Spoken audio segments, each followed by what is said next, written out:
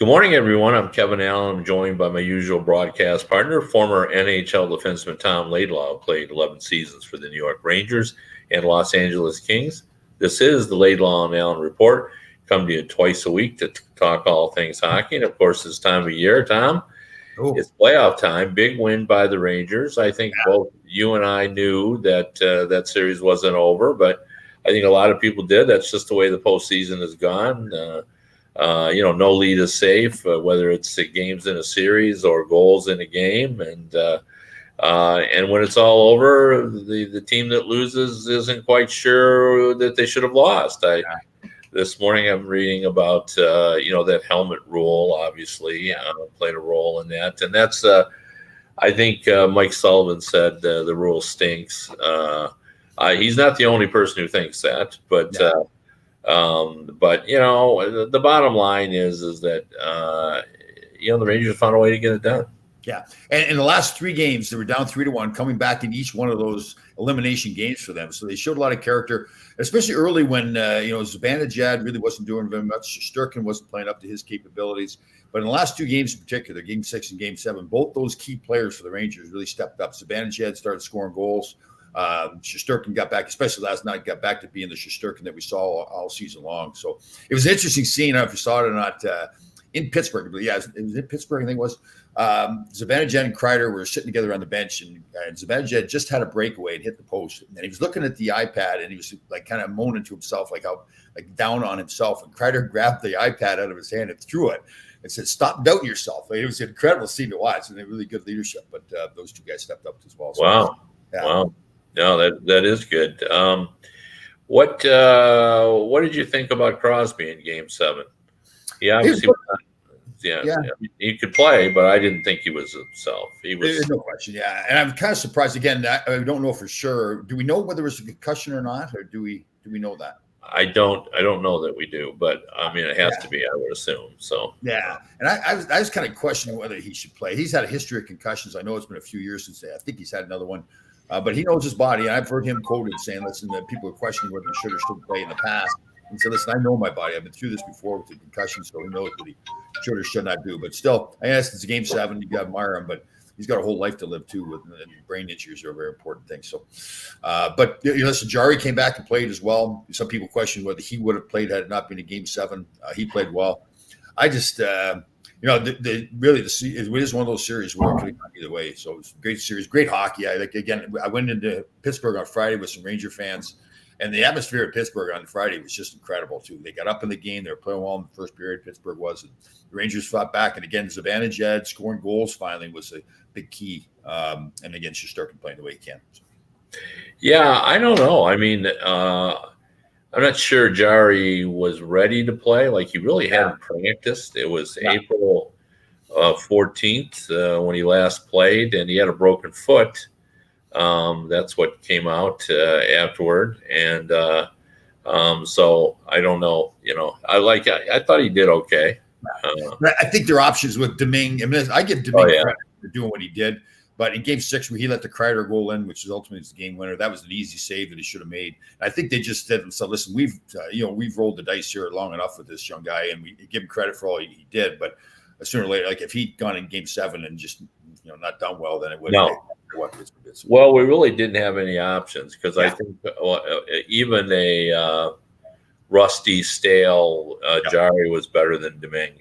Totally. Just hadn't played well in the last two games, and I think that's demoralizing to a team. I mean, because and honestly, it puts the Penguins in a very difficult position because now it's 2 years in a row that you can say goaltending betrayed them, and it's hard to know where they are as a team because of that. Like, they've got older players, they have tough decisions to make, and I don't know that you can just look at this team and say, well, they can't get out of the first round. Well, in both years. Yep. I saw a team that was good enough to win, but goaltending betrayed them. So I don't know. I think Hextall and Brian Burke have a difficult decision because the Penguins showed a lot of passion in that series. Absolutely, and a lot of skill too. They really played well. Like they really took it to the Rangers for large stretches of the game. Yeah, I just think goaltending, was just the issue there. And goaltending, Harry Sinden used to say, a goaltender is part of your team. So if he doesn't play well, it's no different than if your center doesn't play well or one of your defensemen. You got to have everybody playing well. But I think goaltending is a little, there's far greater importance on it. They just can't lose you the game. And Domingue, unfortunately, again, I give him full marks. He's a third string goaltender for a reason. He's played in the minors for large chunks of his career. But he did the game 6 there where he didn't stop that Kreider shot. That was really tough because it was a long shot. It was 3-3. They were playing well. So yeah, and it's hard to, there's just no excuse for that. That's a long range bomb, and there's so much that goes into it. But Gary Shelley brings up a good point, though. I think really one of the key moments of the series was my good luck dance with Dan Slattery. That's probably one of the key moments. Yeah, I'm sure that was it. I'm sure that's what put him over the top there for sure. Did you dance again or no dancing? It was funny though. Game 6 in Pittsburgh, the fans that we brought were having some fun. They had several adult beverages during the game, and to the Pittsburgh fans, they were patient because there's a lot of talk going back and forth. It was a tight game, and the fans are going back and forth with each other. We had to walk to our van, and we had a couple of confrontations with fans there too. So I had to maybe step there a few times and say, "Okay, boys, let's get on the van." So it was funny. Yeah, it's a tough crowd. I've told the story before of seeing an older gentleman and his wife. I mean, they were, well up in years. I would say in their 70s, trying to walk over from the hotel to the arena there. This was 4 or 5 years ago, and the gentleman was wearing a. Trying to think who they were playing. I can't really remember, but he was wearing the opposing team's colors, and he and his wife were just walking along, trying to cross and get over across the street, and the Pittsburgh fans were just all over them. I know. I mean, these are, they're probably 80 by now, so. And I just really couldn't believe it. I know. And I listen. I love the fans that they wear their jersey in the opposing team's building. They're showing their pride for the organization. But especially after a game when there's been a lot of beverages drank, walking out, especially after a loss, like in Pittsburgh's case, you're kind of taking the faded. That's like you're really pushing it. But I've talked to some people who just they blame it on the fans. Like, you got to be an idiot to wear a jersey. And I said, really? I mean, have we gotten that far? If you're a 70-something-year-old person, that you can't just wear your colors? Like, how? I mean, I know. But again, I'm with you, Kev. You should be able to do what you want to do, right? You're not causing any harm to anybody. But again, after the game, when people have been drinking, it's almost like, I get it. You should be able to do it, but just take the jersey off, and walk home. But that's whatever. Yeah. The Calgary Flames got it done, which I think that was a tough. The bottom line for Dallas is you got to score goals in order to win. Yeah. We want to say playoffs are all about defense, but you still got to score. I remember going in to the weekend. I wrote up a piece of some notes, and I was looking at the stats, and one stat struck me, and that is at that point the Stars were averaging 1.6 goals per game in this series. You cannot win a playoff series. Right. Okay. And the goaltender Ottinger made 64 saves last night. Right. So Ottinger really showed he's ready to play. Yeah. He's none of this fooling around about is he the guy or not. He's ready. Yep. He was really good in that series. I think Calgary showed us some. Johnny Gaudreau, had a great regular season and then stepped up in Game 7. Yeah, definitely. He is, and again, similar to Zibanejad, didn't do much in the early part of the series, right? But doing the second, they needed him to. So, yeah. I mean, but that's it just bugs me when you're in a playoff series, and we talk about all the time. We say how much harder it is to score goals, and it just everybody's just you throw a blanket over the top players, and then so if they don't score right away, immediately, you're right. Oh, they're just not getting it done. Where are they? I remember Marchand early in that season or in that series wasn't getting any goals, and everybody was all over him already. Like, I'm sure these guys are trying to get some goals, and and by the end of the series, I think no one thought it was Marchand's Yeah. fault. You know. Oh, how about at the end of the game when they got beat out? Patrice, everybody's questioning whether Patrice Bergeron is going to come back next year or not. And I don't know if this is, he's a leader, so maybe he just did this for leadership stuff. But he was standing at the end where everybody was coming off, and each player before they exited the ice, he was hugging each player, and it was almost like he's saying his goodbyes there. If it is goodbye for him, man, what a fantastic career he's had. But I guess, listen, he's been through a lot. He's been through a lot of injuries. He's had a great career. If he retires, I totally understand, but I still think he can play too, man. He still played pretty well. Well, Marchand in the post series interview nearly broke down. It sure sounds like Bergeron is really seriously considering retiring. And I think one thing is clear: he's not going to the Montreal Canadiens. There was rumors of that. I think it's either he's re-signing with the Bruins for another year or he's retiring. And why don't you think he would go to some other team? Well, just the way he talked. I mean, he didn't say anything, but he's a Bruin, and I think it's important to him that he wants to be. Not many players have been able to have a great career with one team, and I think he kind of likes that idea. So that was the impression I had from looking on the video. Was so let me ask you this: what if he wants to come back and play, but Boston doesn't offer much of a contract, which historically Boston. I don't think that will be an issue. Really? Yeah, I don't think that's money here. I think this is. He's been underpaid for his career, though. I mean, he really has. No. He took less to get everyone else under his contract. Right. So that is underpaid still. Like he was underpaid, but he chose to do that. Yes, I agree. No, I agree with you totally, and I get it. But I just think, okay, so what if the Montreal Canadiens? So let's say, and it's a hypothetical, clearly, the Boston offers him 2 years at $5 million a year.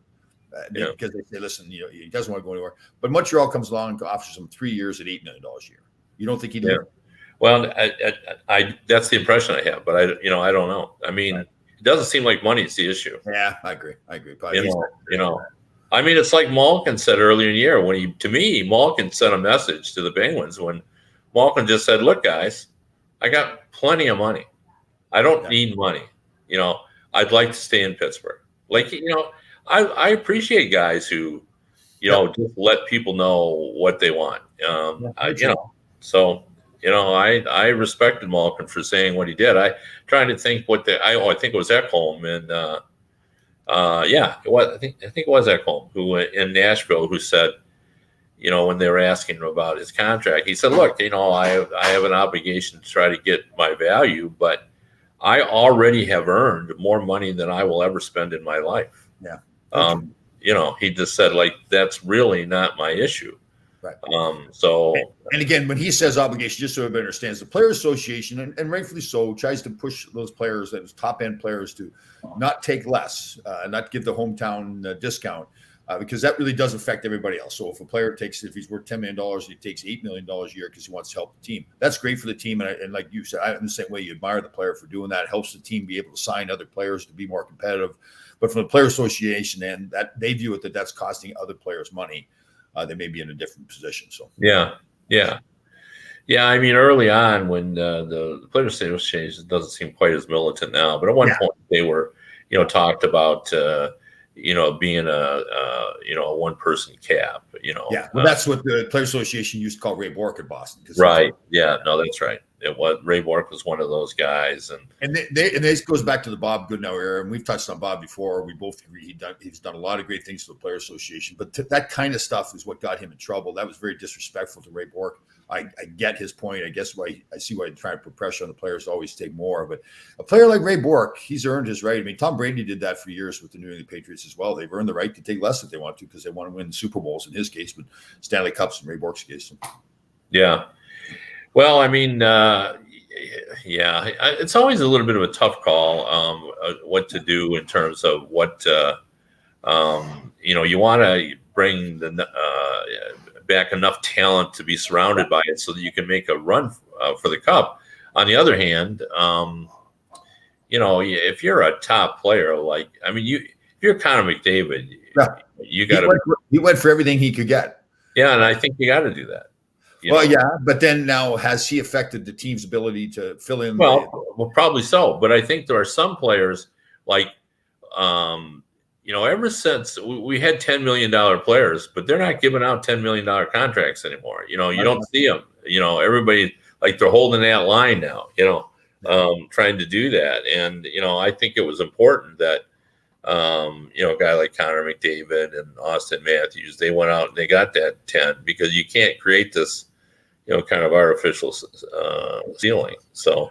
And you're right. It doesn't just affect those top end guys that could potentially make 10 or over. It's that trickle down effect too. So if the guy who should be making 12 is only making 10, then the guy that should be making 10 is only making 8 now, right? So let's put it down. Well, yeah. I mean, like 9 is a magic number now. Well, the reason 9 is a magic number is because those 10s are sitting out there. Yeah. Like the Kane and the Taves and the Matthews and stuff. So people are saying, well, all right, maybe I'm not Connor McDavid, but so I'm right below. So now I'm 9+, and everything matters. That's one of the entertaining aspects of the salary perspective and whatever. I'm trying to think the word for it. When you slot, you're kind of slotting players in, in Nashville. The Predators, I think, don't want to pay anyone more than Roman Josi. Right. But Peter Forsberg is going, yeah, but like I've scored a lot of goals. I'm a very consistent player. I mean, at least in terms of my yearly totals, like most scorers, he has periods of drought. And he is an unrestricted free agent. There's a value to that. That's right. That's right. So I'm sure he's thinking, well, why can't I just get a little above Roman Josi?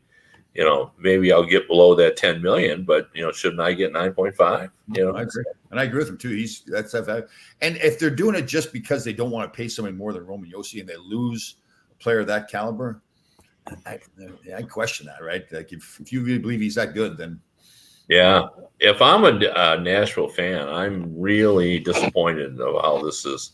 To me, the closer you get to the end of your contract, the more likely you're going to say, well, I'm here. I might as well see what's out there. Yeah. So. But, that happened with Steven Stamkos too. But again, John Tavares, it happened with the other way. So Stamkos, he played it out to see what else was out there and ultimately re-signed with Tampa. John Tavares did the same thing and ultimately went on to some other team, went to Toronto. So you are rolling dice, there's no question. Yeah, and more importantly, in Nashville, Ryan Suter did that, and he was out of there. Yeah, so totally. Yep. that weighs heavily on, I think, the Predators fans. So a good series coming up, right? The way it's rolled out, 2 Alberta teams and Calgary and Edmonton playing each other, 2 Florida teams and Tampa and Florida Panthers playing each other. That's good. Do you see the Edmonton Oilers having any chance against Calgary? I do. I really do. I think. I mean, I know that especially with Sutter there as coach in Calgary, they'll come up with some way to play against Connor McDavid and Draisaitl and try to shut them down. But especially with Connor McDavid, to me, I think he's at that point where I know you can come up with things, but can you stop him enough in potentially a 7-game series to shut him down? But maybe he still does his stuff, but they don't have enough else going on. But well, I'll go out and just say this boldly, because we've talked about this before about whether or not the things that you know by playing and me having watched for so many years just no longer are true. If everything that we know about the game is true still, then Calgary is going to win this series because they are much stronger in net. Yeah, they are much harder to play against. Yep.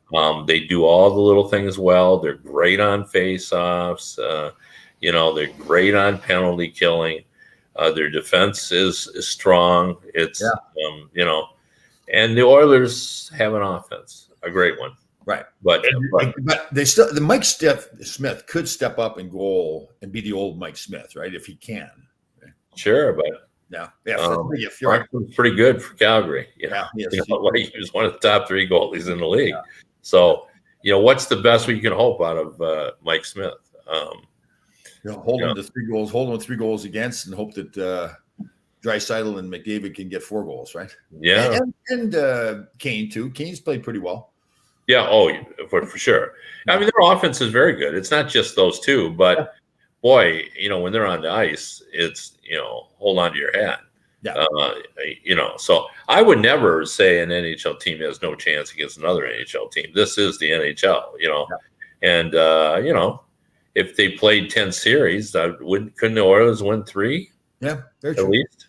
What Yeah. I agree with you. I agree with you. Let me see. We need to have an over under how many words that Tkachuk has for Draisaitl and McDavid. Like how many total words combined during each game? It's got to be over like 300, right? Yeah, I would say so, but I don't know. Does that really matter anymore? I don't know. That is his game, though. I mean, I think he keeps. Yeah, no, it is. But I mean, and it used to matter because it could prompt brawls, but we don't really have brawls. So I don't know. I mean, I see him chirping, and I love the guys that just kind of look at the guy and go, yeah, like, I know. Because you know nice guys. When you're a kid growing up, there were some guys that were just so bothered by people chirping at them, and other guys, like, you look at them and going, like, what are you doing? Are you an idiot? Like, because if you're a person that's unbothered by any of that stuff, like, the guy doing it just looks stupid to you. You're just thinking, like, what are you doing? Like, I'm trying to play. McDavid's got to know that's coming too, right? So he's got to be like, taking that attitude like you're talking about. That it's just and it's likely not the first time he's heard it. Yes, very true. So, but you never know. Some guys just get irritated. Enough's enough. And so, what is your prediction for that series then? What do you think? Well, I'm thinking Calgary will win it in like 6. I was going to say the same thing. It's 6 games. Yep, I agree. Yeah, Calgary I feel like the first round was a little bit easier to pick than we've had recently.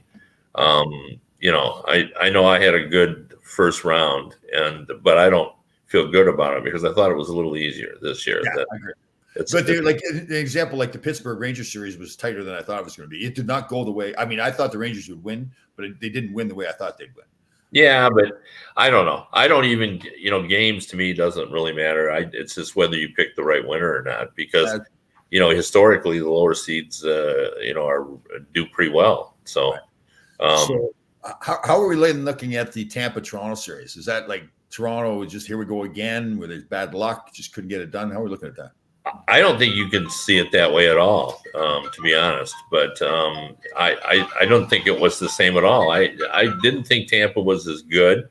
Yeah. And I thought that Game 7, one of the things that we've learned about Game 7s, and we always say it's the Game 7's a coin flip.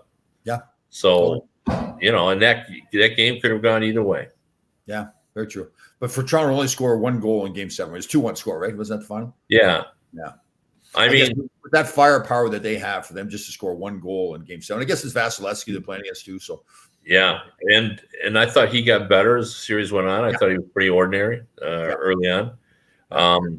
But I don't know. I mean, as good as you are, like everybody's playing a real tight defensive game. I mean, I mean, I get it. If you're a great player, you got to rise up under the key moments, and So this is happening in Toronto, these first round losses. So are they making changes, or are they saying no, this team is good? I don't think they will, but other teams would in that position. Yeah. Do you think they'll make changes? I mean, I just question, and we've talked about this before. I mean, there's a ton of talent there. And it sounds strange to say, and I've said this to you before. So is it too much talent, not enough character?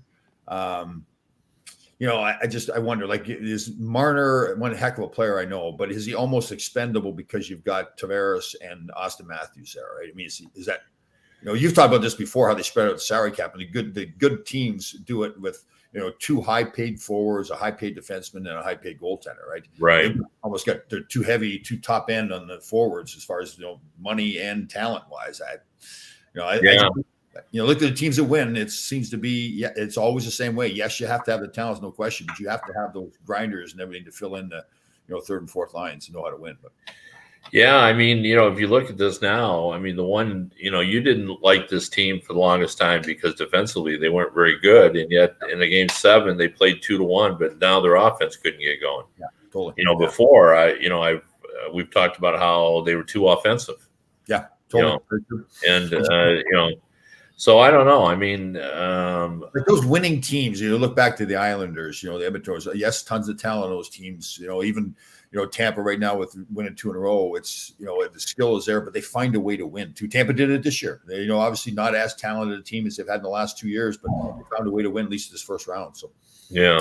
Toronto just doesn't seem to have that, or at least hasn't found it yet. Right? We said the same thing about Washington. They found it. Yeah, I just think we just never want. We always look and think of a team as flawed, and maybe they're just unlucky. Yeah. If we replayed that game 7, the Toronto might win it. Yeah. I guess you say though, okay, should it even if they're a team that they really think is that good? But I was going to say, well, should they even got to game 7? But they are playing the defending Stanley Cup champions, so. Yeah, and really that game was, I guess you could say, evenly played that series, and then in the final game 7, 1 goal decided it, 2-1. Like empty net goal, couldn't even get that. It was just 2-1. So. So who wins Colorado and St. Louis then? Does St. Louis have a chance? Yeah, I think they do.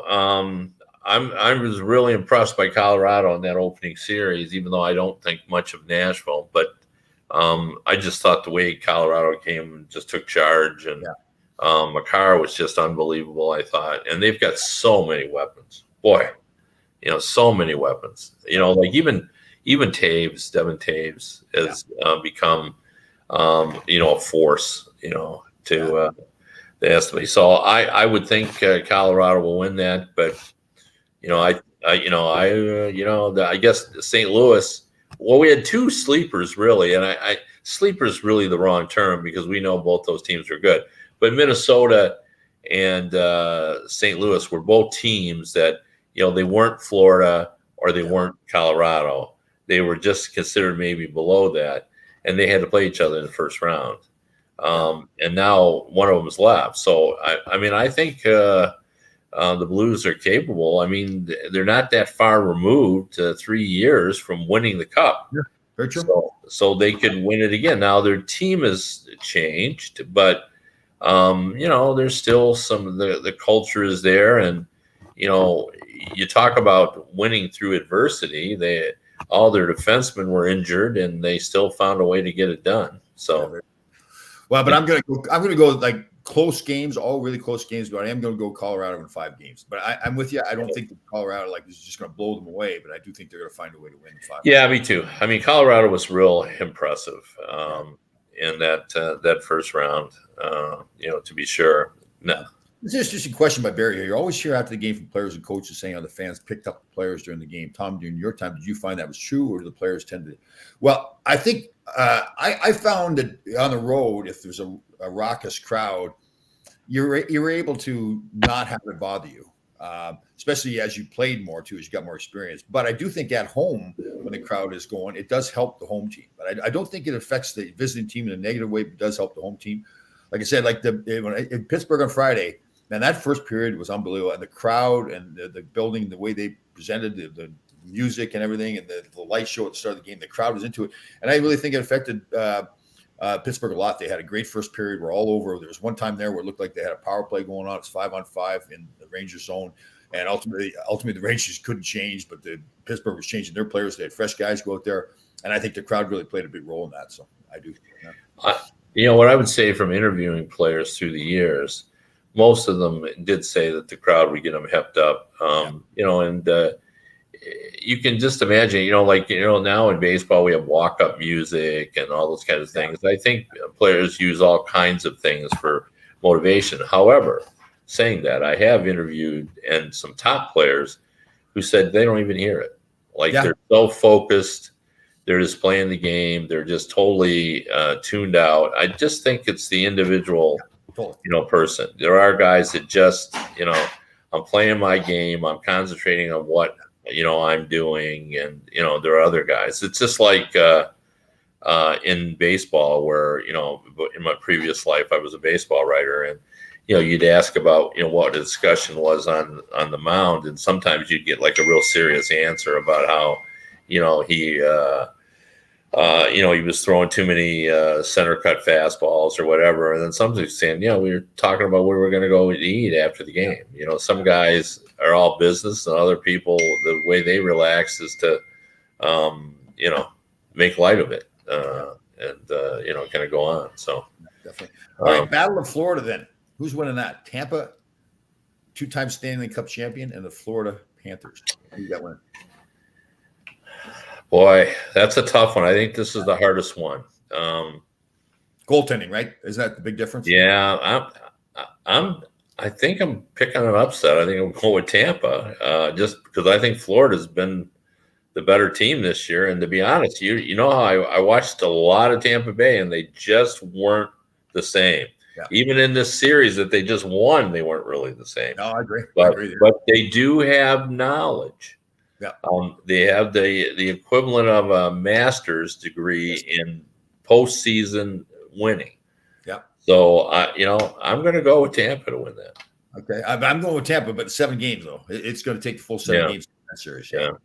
And again, we talk about goaltending. To me, it's the uncertainty. Like, you're pretty certain in Tampa with Vasilevsky what you're going to get, right? You're pretty certain he's going to be that top-notch goaltender. It's just the uncertainty with the Florida. They can play great, one of the Florida goaltenders, but they also might be wrong. And they have a tendency. Their defense is not as good as it needs to be, and I think they know that. Florida, I'm speaking of, and you're right. Like, they give up too many times. They give up 3 and 4 goals, and Tampa has the offense to get those 3 and 4 goals and 5 goals. They've got a lot of firepower there. What may hurt Tampa though is Point got hurt in Game 7. Didn't he get hurt? Was Game 7 he got hurt, or was it Game 6? I don't know what his status was. I really haven't seen that. I know that could be a big loss if they lose him. Right? He's a big time playoff performer. So, and then we got the Rangers in Carolina. We got Carolina looked good. I'll tell you about against Boston. Man, they played. Yeah, well, I know who you got. I have to. I think that's another tight one. I'll probably go with Carolina on that. And I've got to take the Rangers, and I think the Rangers could do it. Again, the key for me is what I thought was going to happen. The whole series did not happen. The whole series against Pittsburgh was that Shesterkin playing well. I just think Shesterkin last night was unbelievable. Pittsburgh very well could have won that game, but he was just phenomenal. So if he's back on top of his game, then I think the Rangers have a shot at winning. But again, it's going to take 6 or 7 games for them to win it. So. Yeah, I think they have a shot at winning too. But the key for the series is Freddie Anderson going to be healthy. Yeah. So I don't think they win it with Ranta. I agree, and I'm hearing at least here early that he is ready to go. So. Yeah, well, he should be. And if they have that, like, they have a lot of firepower too. So, they have an offense there, and their defense. I like the talent of the Rangers defense, but they don't play as well as the Carolina Hurricanes defense. They are hard to play against. Three of the Carolina defensemen were all former Rangers too. Brady Shea, D'Angelo, and Smith, all former Rangers. So I think Brady Shea, now that he hangs out with Slavin and that crew, I think he's much tighter defensively than he was with the Rangers. But there's no room out there. Like, I saw, whose quote was it where he just said, you get the puck against the Carolina team and there's somebody on you. Like he said, you don't have like a second. Their forecheck is incredible. Yeah, their forecheck is. That's going to be the thing. Like, Adam Fox did not have a good series against Pittsburgh. So he's going to have to be a lot better because he's one of the keys to getting the puck out of their own zone with the Rangers. And it's not just him, but. Yeah. Well, he'll face a lot of pressure, but, the one thing when you skate like him, I think he'll be able to handle that pressure because, when the pressure is that intense, I mean, isn't it quickness that bails you out? You got to make that play before they get there. Right. So I think he doesn't have a lot of time, but I think he's probably going to look back and reflect on the Pittsburgh series and think, man, I'm a lot better than that. Because, look at some of the game tapes he just did. And again, he is a fantastic player. And he had moments where he was really good, but he just all around. Oh, yeah. Most importantly, we have touched on it. I see the great Mrs. Allen in the background there. Did she get a chance to see my vegetarian meal that I made yesterday? I didn't bring my computer. I have it. No, we're in New York, and she didn't bring her computer. All right. Okay. She's off the hook there. So I made chickpea pasta. And for the first time, I made a tomato sauce. Marinara sauce. I put chestnuts in it. So I put it all in the blender. There's roasted peppers, the crushed tomatoes, some cilantro, and chestnuts. I put in, blended it all up so the chestnuts give it all like the creamy, like a kind of a thicker taste. Oh man, it's good. Wow. Very happy. We are in the, I think, the vegan capital of the world, though, because, you know, my wife, for those of you who don't know, even though we've talked about it all the time, is a vegan. Yes. And so, you know, when you're on the road, you know, you're looking for places that have vegan options, and that's not a problem in New York City. No. You know, yeah, lots of options. Yeah. So yeah, even in the Marriott here at breakfast, there's, you know, they had a buffet and there were plenty of vegan options. Oh, nice. there. Very cool. So it was, you know, it's been good.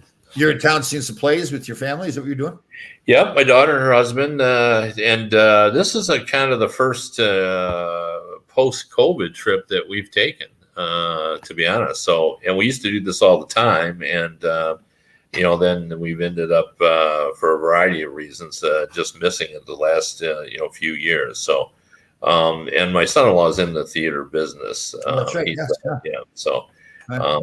you know, he directs a theater in South Carolina, and so, you know, he's. It's funny that my daughter, who, you know, we always took the plays in New York, ended up marrying some guy who. Right. You know, he's seen like 100 Broadway plays because that's, you know, that's his thing. So You have some nice weather today. They're supposed to get some rain later on, but Tuesday's really nice, 74. Wednesday's nice, 71. yeah, they were doing weather reports today. My daughter's phone said it's going to be nice. My wife's phone says it's going to rain. So Yeah, later on, I think they are supposed to get some rain later on today, but yeah. But anyway, I think we've covered all the series. We've run out of time. We appreciate everyone tuning in. We're going to try to be back on Wednesday. I'm now informing my partner that I'm a game time decision on Wednesday. So we'll see what we can do on Wednesday. But I'll be a trier. I'm going to definitely try to make it. all right. Well, we're gonna try to have a show one way or the other. If you can't make it, maybe I'll do it by myself, or we can get somebody else to fill in. But, yeah. Sounds good. All right, perfect, good. All right, you got it. All right. So thanks for tuning in. If you want to read me, DetroitHockeyNow.com or HockeyBuzz.com. And again, if you want to listen to the radio version of this show, you can go to radio.co at 365 Sports. We'll see everybody on Wednesday.